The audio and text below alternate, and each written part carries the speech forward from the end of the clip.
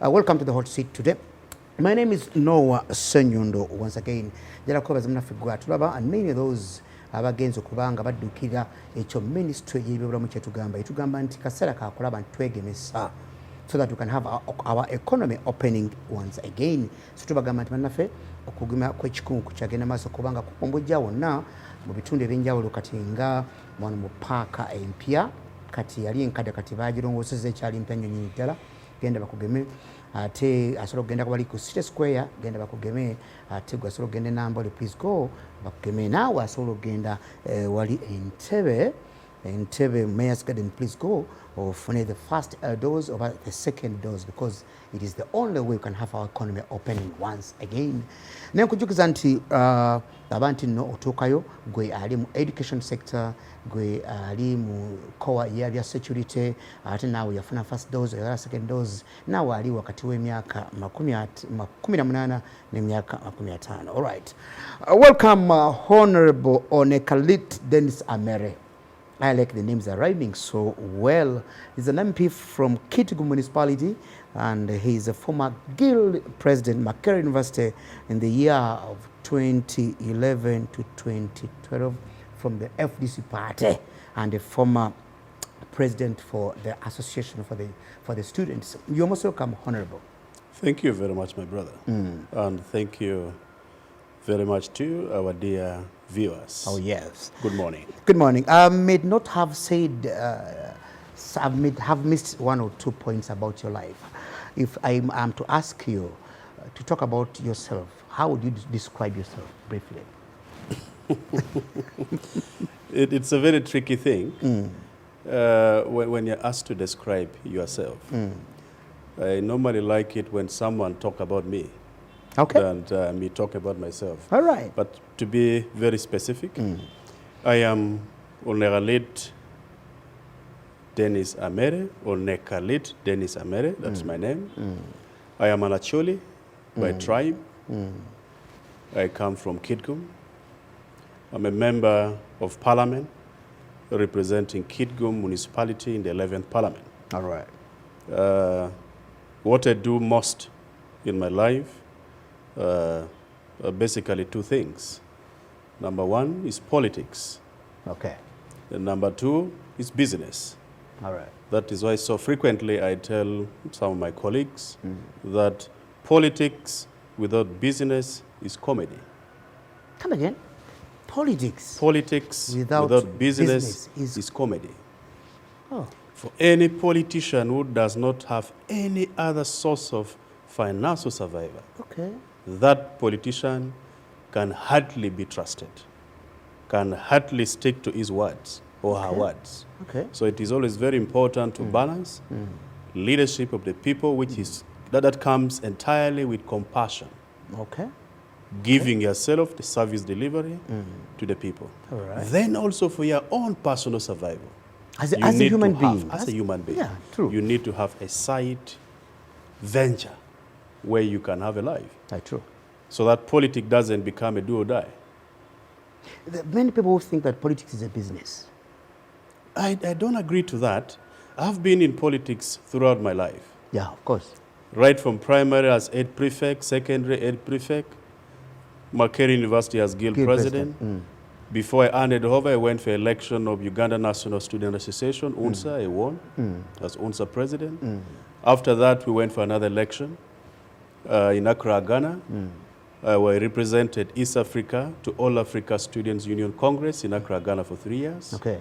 I worked briefly in the Ministry of Gender before I resigned in 2015 for the contest of Kitgum Municipality, when Kitgum Municipality attained the status of a municipality. Oh, yeah, true. So basically, I don't agree with people who say politics is a business. Well, Honorable, before I go to Parliament, I saw you last week somewhere in Mengo. Yes. What was that? What were you doing in Mengo? Yeah, on 7th of October, we were at GEMA office Okay. in Mengo. That was the day we launched what we call the PFT, People's Front for Transformation, Okay. the red card. So I was specifically in Mengo, in fact, on 2 occasions. That was on 7th Then again, on Wednesday last week, I was also in Mengo when we were launching the National Youth Front for PFT. Because I saw a picture and you were standing there with 5 or 7 people or 10 people there. Yes, that was the cluster of people who were nominated, let me say, nominated to represent the leadership of the young people. Oh, okay. Was put as the patron. Patron, okay. Together with my brother Lukako Lubega and the deputy Lord Mayor Nyanjura Dorin. Okay. So we are 3 coordinating the country. Our main focus will be the role of the youth in pressure group, for example, this one, which is called the Front. Before we go to that, I saw it was a tweet or something like that from some media house. Attacks in Apa and Balalo. What is happening there? Why are people being threatened? And what has the government done there? To be honest, there are 2 big issues that we, the people of Acholi, are battling with at the moment. Number 1 is the issues of Apa land conflicts. Okay. The Apa land conflicts is between the people of Acholi and the Madi, the people of West Nile. Okay. So that boundary caused a lot of chaos. And we have been in that scenario since 2002 up to now. But without any iota of doubt, I want to categorically say that there is a third party fueling that conflicts. If you are to look at how people are dying in Acholi because of that particular land, you will know that there's a third party. And the government is silent. And do you know the third They take very little Do you know the interest. third party? You don't know the third party? Definitely, that is the government. Oh. Yesterday, we were in a meeting in Acholi, in Ngulu, and we held a press conference. And we told the people of the country that the government should come out clean. On that if issue? they are the one in need of that land of Apa, they should make us know. You, Because- the leaders of that place? Exactly. We should be aware. Because we cannot be killed on one side. Okay. At the moment as I talk, 21 people has died. Others were hacked, panga. Others with bows and harrow. So people are dying. And the other side of Madi, there's no death. If arrests took place, if the people of Acholi are arrested, they are taken to Madi. If the Madi are arrested, they are released. It means there is a third party hand in that. So as the people of Acholi, we have lived with our neighbors, the Madi, for a very long time, peacefully. But the third hand which is coming to fuel that conflict, we need to be clear. Don't we have any government official who is in there to explain if there are The somebody- militaries are there. Unfortunately, we have the military there, guarding that place. We, the leaders, were even blocked from entering Okay. to see our people. Okay. The military are there, and that is why I am saying there must be a third party interested in our land. How about the Balalo issue? And for us, the Acholi people, we really want to settle these issues amicably with peace. What is failing? For a lasting peace. What is solution. failing And that is for why you? we are not retaliating. We told our people, please keep calm. mum. Okay. We are going to handle these issues. Okay. And we You- have given you as ultimatum leaders? of 40 as leaders. Okay. Because we are tired of bloodshed. My brother, we have been in insurgency in northern Uganda, in Acholi, for many years. You know the LRA war. You know the war after Bore. Yeah, I know. You know the 1986, how people died there. I know. Very many issues. So we are tired of that. Oh, okay. And that is why we are preaching peace, That's not good. chaos. That's good. That's the best, actually. Has the government come up with any plan, apart from peace, there, as we leave that issue of Apa and Balalo? We have made a select committee, which I'm also among them. The chairman actually parliamentary group is there. Okay. Will be led by the Chief Justice, That's good. Alfonso Windolo. That's good. About 7 people will be in that committee. Good. So that we see how we can form a judicial commission Okay. that can do a thorough search of the boundary and how we can give a lasting solution to the issues of Apa. Now you talk about Balalos. Balalo's invasion of Acholi land is becoming rampant. Now these are people who has guns. They're grazing their cows with guns. With guns. And the local people cannot complain much. When a gunman is moving with this cattle on your garden, you get scared. Yeah. With the trauma we have gone through. Yeah. Now, these Balalo people are more than 2,800 in one district of Lamour. In Amuro, with their there are cattle. 870. In Umoro, there are 1,200. That is the statistics we have been told. In Kitgum, there are more than 1,000. And now these are people who comes with trucks of cattle. Trucks of cattle. Coming from where? That is now the destination that actually where they come from exactly we are trying to investigate. Okay. Now they come with those trucks of cows, they enter our land and being guarded. With guns. Last week we stopped about 5 trucks full of cattle and we pushed them back up to Karumba Bridge. And they went back. But the one that we have in Acholi at the moment, they're causing atrocities on our land. They're grazing their cattle recklessly, randomly, without even bothering the crops, about the crops, the food stuff that the people has on their gardens. So we are saying, as the people of Acholi, our land, we have kept it for a very long time. Yeah. Our ancestors protected that land with blood and sweat. Nobody should think there is free land in Acholi. We have owners. I have seen the army trying to solve that problem, like removing the guns from those people. Haven't they done anything about that? Unfortunately, these Balalo, some of them have the identity cards of Rwanda. And you wonder, how does guns enter the country if there is no information from the government? Okay. That is a funny bit of it. They have the guns. How does it enter if there is proper regulation of gun use? That's a big problem, actually. So we really don't know exactly what is the intention of becoming Ubalalos. We don't stop them from marrying our daughters, our girls. We don't. Intermarriages is okay. It's okay. But are they really coming with good intention? Okay. And why are they forcing themselves?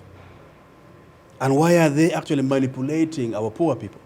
Okay. On the ground. Instead, in terms of renting and what. Then after some times, they force you to sell your land. And that is what we are against as the leaders of Acholi.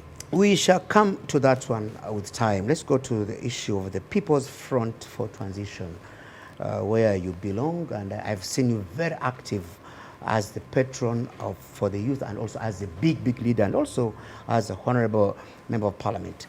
What is the role? We've seen very many pressure groups coming up and going. Many of them have been led by our former president of FDC, that's Colonel Dr. Kizza Besigye.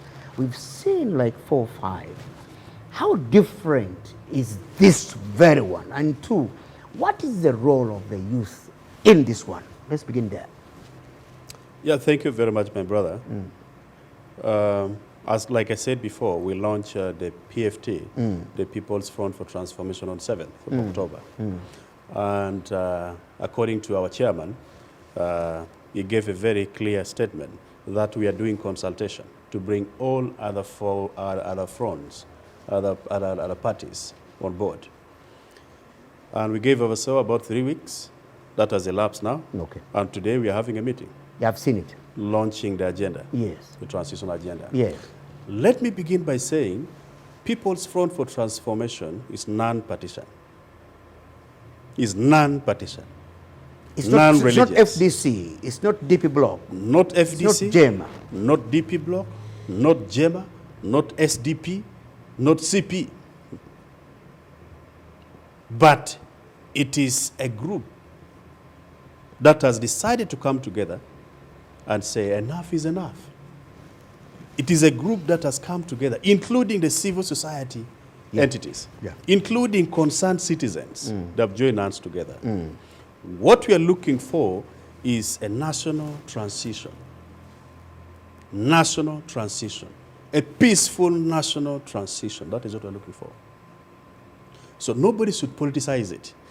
The uniqueness about this PFT is that, unlike before, like 4GC, you remember? Yep. Forgotten My Country, those groups, like Walk to Work, unlike those other platforms, People's Front for Transformation is unique in the sense that it has galvanized, it has brought together very prominent people across the political divides, across the civil societies.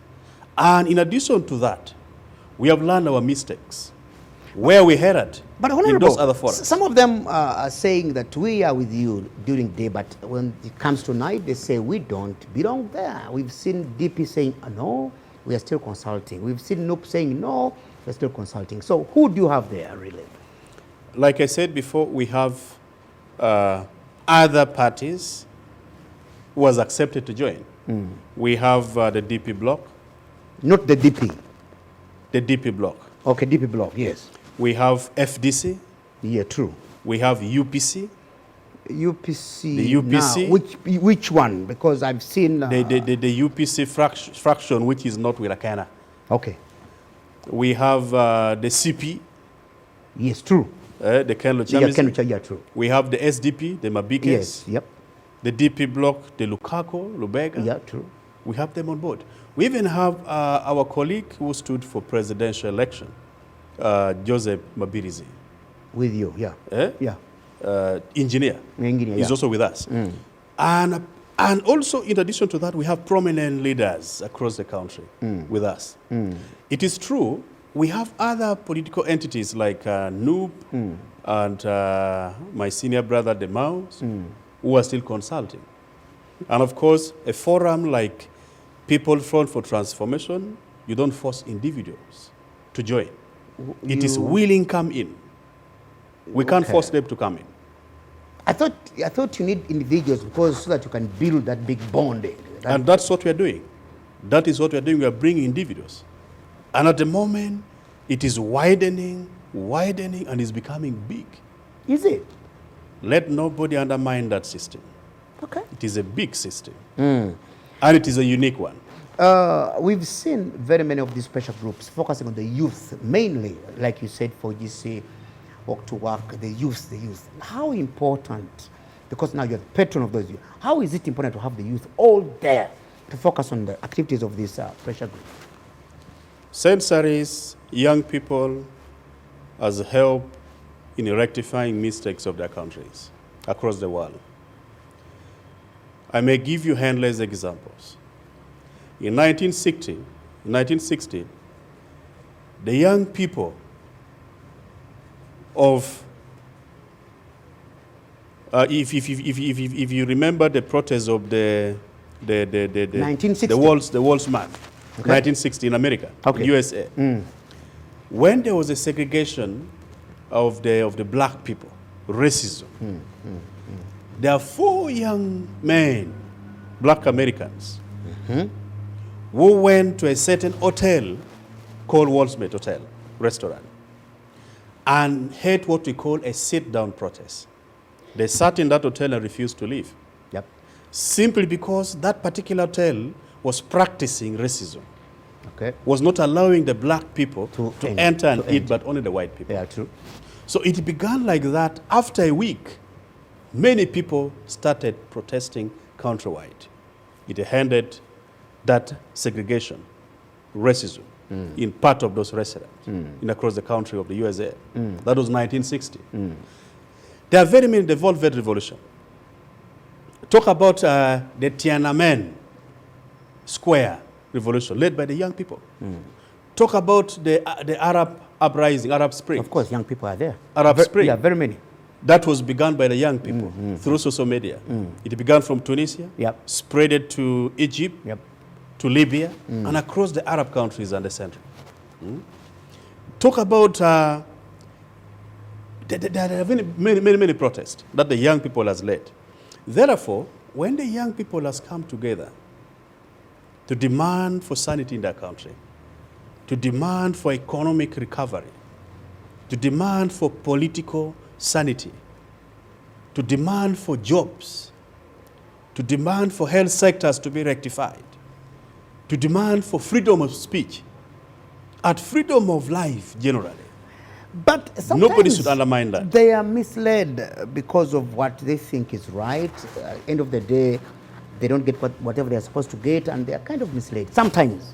Yes, sometimes. How do you prevent that one, actually? And that is why these young people in the PFT, the People Front for Transformation, the red card young people, Yes. they have clear agenda.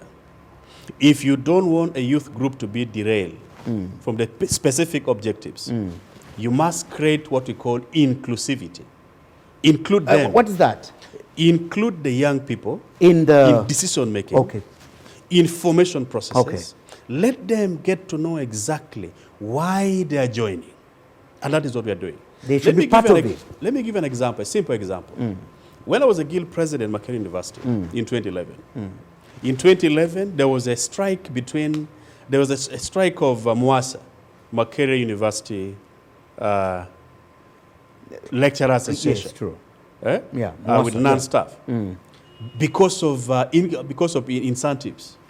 Incentives and then the salary increment. Yeah, true. You remember that strike? I remember that one, yeah. Led by Tango Doi at the team. Yeah.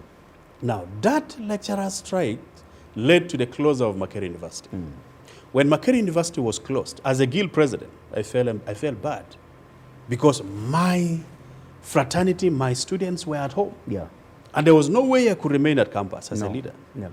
Yet my people are home. We organized what we call a sit-down strike at that runabout next to the main gate. Okay, that one. In front of the in front, bordering complex, the mosque, the main gate, that runabout. With all my ministers and JRCs. I invited them. The media fraternity were there. It became an issue. Slowly by slowly, people mobilized themselves from their homes to Makerere. The border men were full.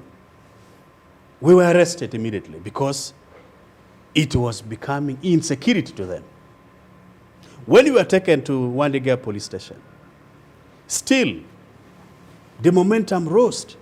People gathered around Wandiga police station, the border, the citizens, all the parents and the students who were at home, they all came. The Wandiga police station, OC operation, by then it was Caesar. Okay, maybe. To Caesar. I can't remember that one now. It became hot for them. They had to release us. And stubborn enough, I remember I refused to get out. I told them, you have brought me here. They had to beg us to get out because the momentum out was really insecure for them. So I'm giving an example of the first of the young people when they are determined. All right. Therefore, with this one of PFT, young people, they have an agenda they are ready to fight for.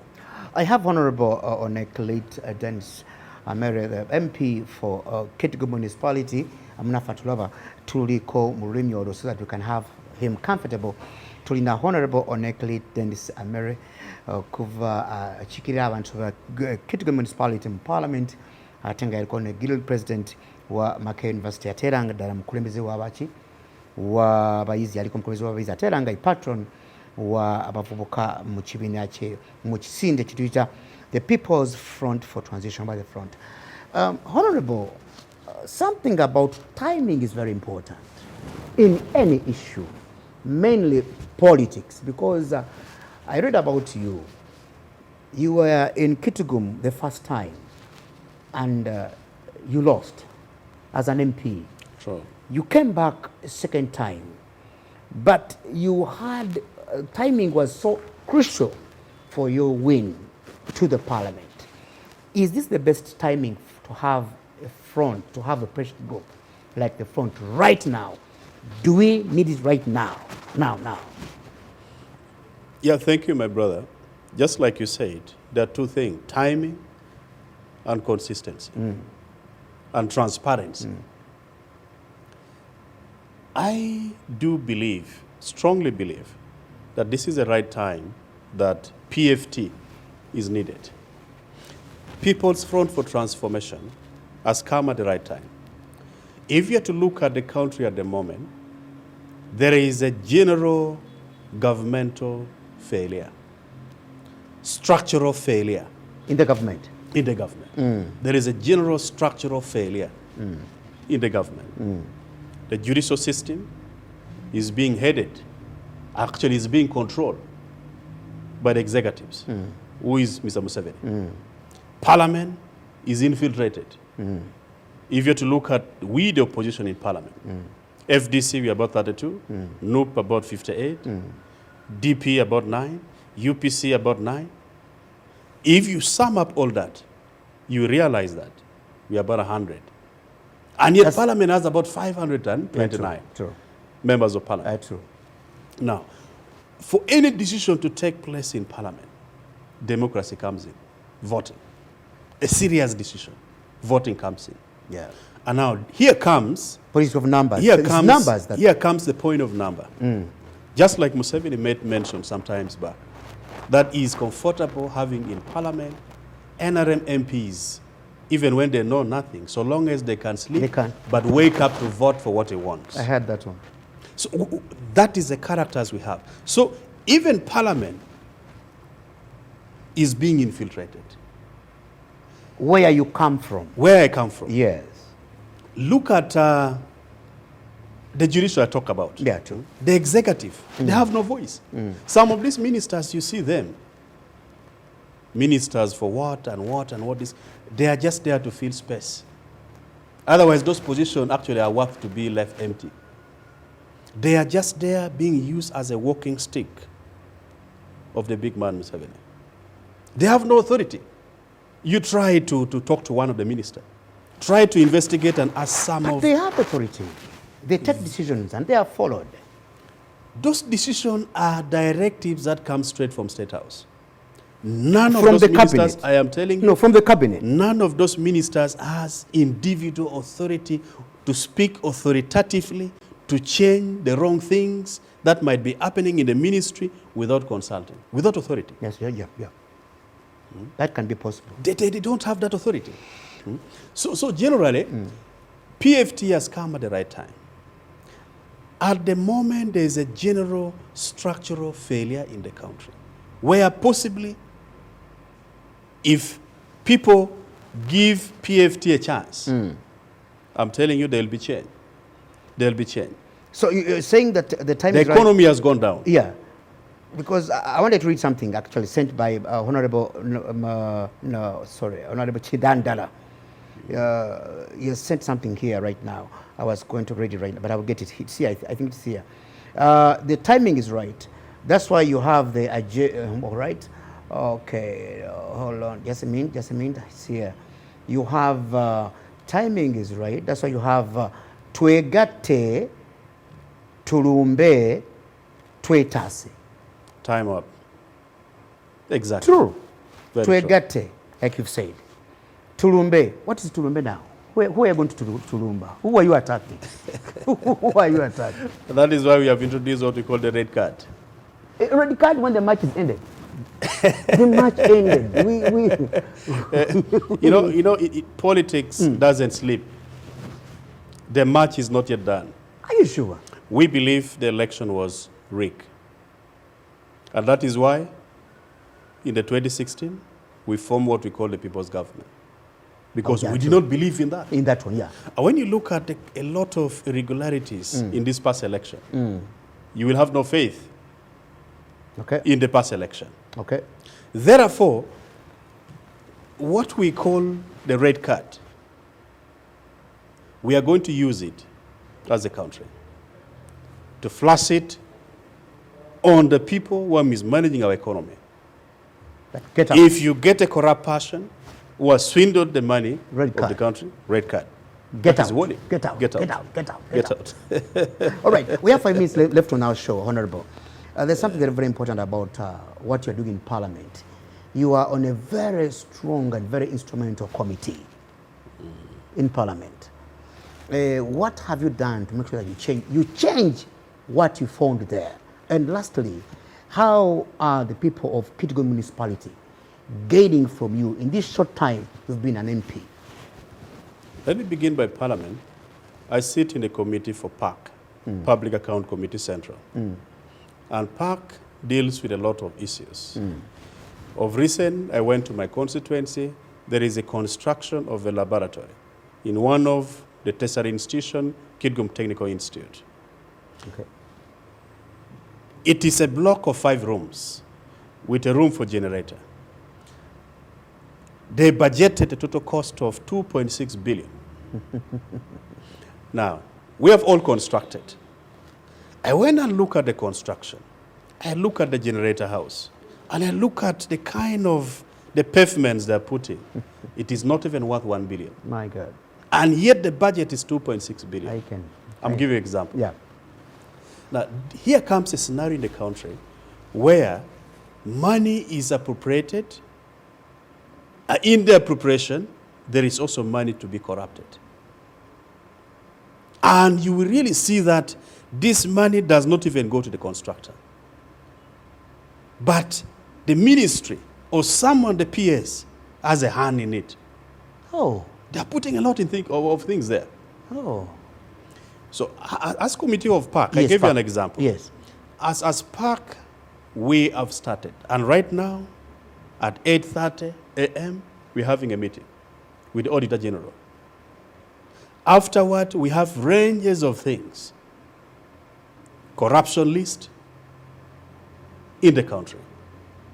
Government intervention programs that were put in place, but they were not implemented well. It will stop in a report, So- and that will be all. That's what the problem is. This- You will this make your own part- report. Yes. This Park, of course, we are going to do our level best. To We have seen before whereby Park report has ended as report. Oh, yes. That's what the problem is. The other time I met that Segon, our chairman, and we were talking about that. And there is one thing we're going to discuss today Okay. that I believe will change the image of the report of Park. You're giving us a very I good also report. sit in Presidential Affairs Committee. Okay. There are a lot of things. There. A lot of things there. A lot of proposals we are going to bring on board. As when First the- of all, the presidential budget need to be cut. Yeah. When you look at the convoy that the president used when he's traversing his own country, you wonder, where is he going? The other time he went to Sudan, he went with a convoy which is actually more than the one of the president of Sudan, to Sudan.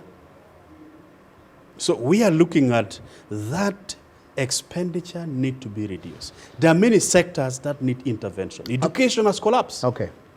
Honorable, because of time, we have a minute left on our show. Now, you talk about Kitgum. Kitgum, yes. Then, In Kitgum, I'm doing a lot of things. One, when I was voted in, immediately I took only 3 weeks. I bought a classic ambulance, fully fledged. for those people. Our people of Kitgum. Okay, that's good. That's good. It was actually, the timing was very, very good. The time when COVID-19 phase 3 was Yeah. coming on board, that's Yeah. when I brought ambulance. Yeah, that's good. It's a unique ambulance that even Daily New Vision, I remember they captured it, that it is for the first time that a politician has bought real ambulance. Because of the quality in it. Others are not ambulances.